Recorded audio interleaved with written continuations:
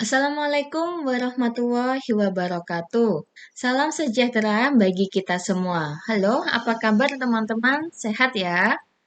Tetap semangat ya. Kita pada sesi ketiga mata kuliah pengantar bisnis, kita akan membahas terkait dengan kepemilikan bisnis dan juga bisnis kecil.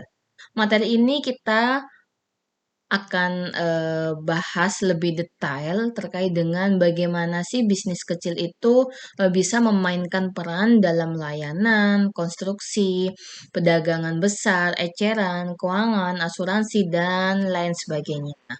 Jadi, pada umumnya, semakin banyak sumber daya yang diperlukan, semakin berat juga bisnis tersebut akan dibangun. Oleh karena itu, bisnis yang baru dibangun biasanya atau pada umumnya merupakan bisnis yang kecil sehingga lebih mudah mendirikannya.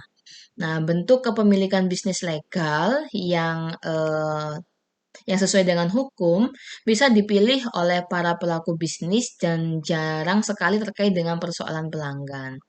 Pada umumnya pelanggan itu tidak peduli pada kepemilikan bisnis, apakah ia dimiliki oleh perseorangan, oleh 2 orang atau 3 orang atau bahkan lebih dan dia melibatkan para pemegang saham atau tidak dan lain sebagainya. Nah, itu tetapi akan sangat penting bagi para ownernya, para pebisnisnya itu sendiri, tetapi tidak untuk para pelanggannya.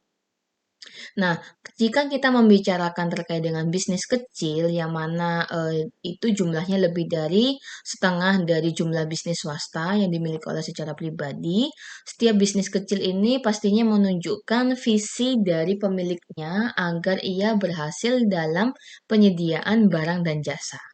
Nah, bisnis kecil ini memiliki nama lain atau yang biasa kita kenal sebagai UMKM atau usaha mikro kecil dan menengah.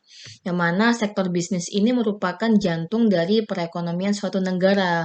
Mengapa demikian? Karena UMKM ini berdasarkan survei yang telah dilakukan oleh BPS, ia menjadi penyumbang terbesar atau memiliki kontribusi terbesar pada GDP kita, gross domestic, dan juga UMKM ini ia menyumbangkan tenaga kerja yang begitu besar, hampir 97%, yang mana ia menurunkan tingkat pengangguran di suatu negara, khususnya di negara Indonesia.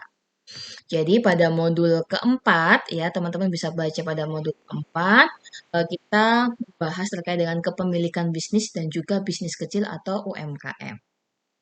Jangan lupa teman-teman berdiskusi dan juga mengerjakan latihan sesi ya. Semoga sukses, selamat belajar. Bye-bye.